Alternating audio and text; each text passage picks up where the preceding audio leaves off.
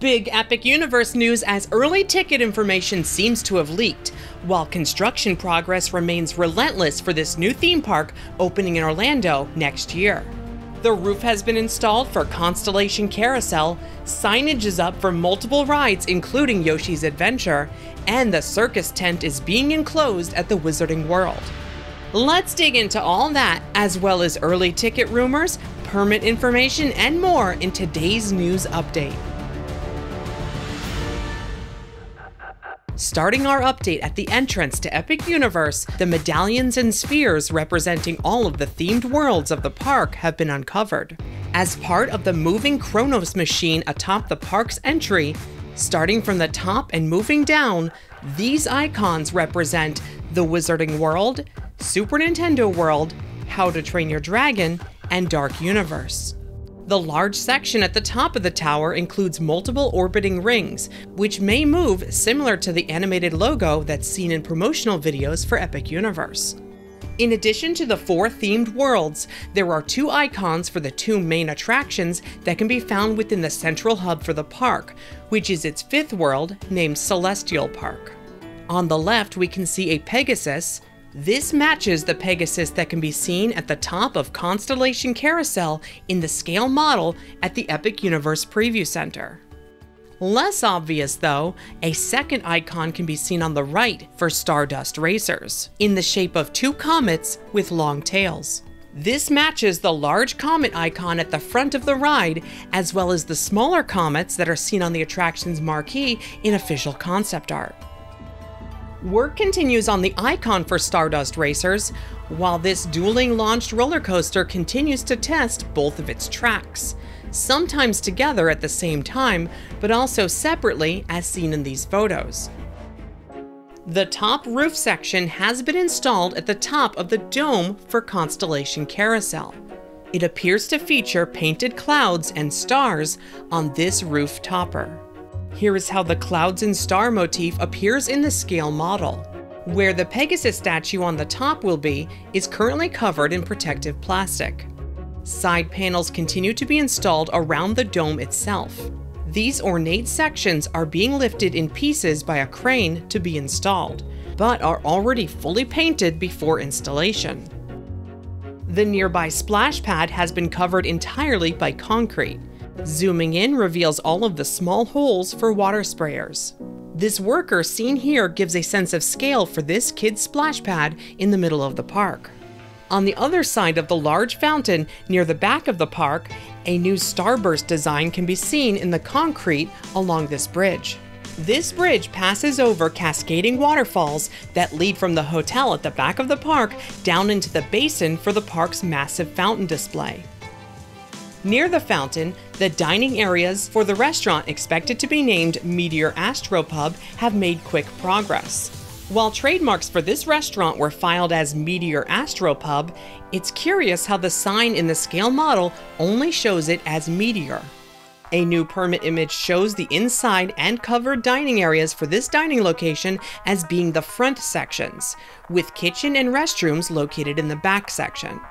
Interestingly, this new permit image describes the outside area on the left, closest to the park's large fountain display, as exterior pickup area. Perhaps this dining location will offer a mobile pickup window, the way that Minion Cafe and Circus McGurkus now do at the existing Universal Orlando parks. New trademark applications have been filed for logos for a couple locations at Epic Universe, including the logo for the Oak and Star Tavern, which is this quick service restaurant now hidden behind trees. This officially announced restaurant will serve savory barbecue and, according to permit descriptions, will feature a tree motif inside of the entry area. This is reinforced by the trademarked logo image, which features 2 trees. The half-oval shape of the logo also complements the window shape above its entrance. Another logo trademark application is for North Star Wintry Wonders, the expected name for the park's holiday shop, which will be located in this multi-use building on the right side of the park's entry area. Also on this side, near the park's entry, the building listed in permits as Dining Phase 2 is making quick progress. A recent permit image for this structure shows how its 2 dining locations will have shared inside seating in the front half of the building, with kitchen and backstage areas along the backside, just like the Meteor restaurant. As this dining location is still listed as Phase 2 and not included in the model at the Preview Center, we still do not expect it to open with the park. Heading now to Dark Universe, the land inspired by the Universal monsters, we can spot a sphere installed above the portal entry, seen at number 1 in this photo. Each portal will include an icon similar to the one seen on the Kronos at the park entry, and for Dark Universe, it's a glowing sphere of dark energy, as seen here in official concept art. It is rumored that the sphere will include special LED effects to achieve this animated glow effect. At number 2 in this photo, we can see the roof is being installed on the security booth near the exit out of the land. After passing through the portal, guests entering the land will be directed to their right, around this crypt. A fence can now be seen installed in this area, better separating the entry and exit pathways. The entry pathway is lined with gravestones, statues, and coffins. Here we can see what appears to be a broken coffin inside of an open grave. This section is made to look as though the land has shifted, exposing several caskets sticking out of the earth, and some are even falling. The dark brickwork on this entry wall has been painted and stained to appear aged. Supplies for this process can be seen on shelves here in the area. This side of the village street is for retail and restrooms. The other side is for the land's main dining location, Doss Steakhouse. According to permits, the areas on the left and the middle are for interior dining, whereas this area on the right with the large opening is for an open-air covered seating. Here is how this dining exterior area appears in the scale model. An awning for this open-air seating area can be seen facing the land's entry. Deeper into the land, the manor facade for Monsters Unchained, the Frankenstein experiment, still has not seen its tower's peak installed. Some prefabricated theming elements can be seen staged on the ground, leaning against the wall in front of the manor. They will likely be installed here over these unfinished sections. Once installed, they will appear like these do here at number 2 in this photo. Fences have been installed within the exterior extended queue behind the manor, and a perimeter wall similar to the style of wall in front of the manor can be seen here all around this outside queue area. The DeLacy's food stand has received extensive aging, especially on its roof. We can see the ordering windows on the front side of this structure. Moving around the land counterclockwise and onto the windmill-themed quick service location, the sign for the Burning Blade Tavern has been installed in front of its entrance. Here is how this sign appears in official concept art. The main entrance sign for the Curse of the Werewolf roller coaster has also been installed. Featuring a werewolf figure, this sign is attached to a wagon located near the ride's queue entry. The roof of the barn in the middle of the coaster attraction has been aged similarly to DeLacy's. New divider walls are being added to separate sections of the queue for the coaster. And these green objects scattered throughout the queue may be speakers. They line the pathways throughout the entire exterior queue for this attraction. Moving now to the Wizarding World of Harry Potter Ministry of Magic. While the portal's icon has not yet been installed, a ring for the icon above the portal has been added. The Parisian arch into the land, located on the other side of the portal, is now covered in scaffolding for theming details to be added. The circus tent entry into the land's live stage show is receiving its first layer of covering. We can see this material being stretched into place on this smaller section of the tent here. This level of covering may just be what is visible from inside the tent, with more layers that have yet to be added on top. New colorful murals and decorations have been added to the exterior facades around the theater building. Behind the stage show structure, a compressed air tank from Air Products has been installed. Permits for this live show list a compressed air room located backstage. What may be a turret for the forced perspective, Sacré-Cœur Basilica can be seen staged on the ground. The cylinder is seen here at number 1. It will be installed on the tower at number 2, so it can appear to be looming in the distance behind the land streets. Recently added to also be seen above the land is this new billboard, now installed on the very far right side of the land. The billboard appears to be promoting a French version of butterbeer in a bottle. We're still awaiting an announcement with official details for this area of Epic Universe within the coming weeks, as it is the final world left to be revealed. Heading into Super Nintendo World, which has not seen its portal icon installed yet either, we can see that the main ride entrance sign for Yoshi's Adventure has been installed. Located at the base of Mount Beanpole on the lower level of this multi-level land, the entrance signage for Yoshi's Adventure is still covered in protective plastic. The ride itself is located on the upper level of the land, and we can see the Yoshi-shaped ride vehicles are currently covered. Here, the pipe-themed entry and exit tunnels leading to and from the ride's indoor scene are being enclosed. Near the entrance framing for this indoor scene, we can spot a Pokey figure wrapped in plastic, near the Paratrooper figure that we saw last update. On the other side, near the exit pipe, we can spot another Pokey figure, as well as these newly revealed cacti.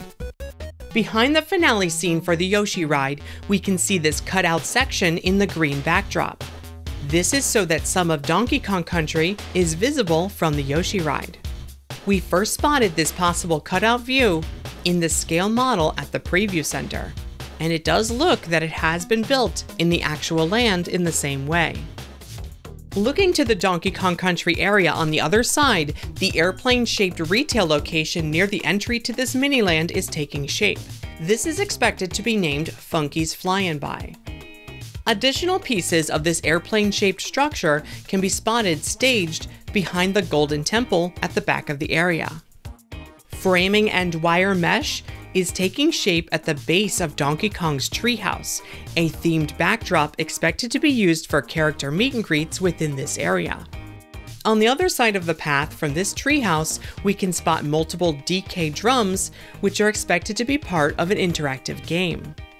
Multiple minecarts can be spotted on the track for Minecart Madness, the Miniland's main attraction.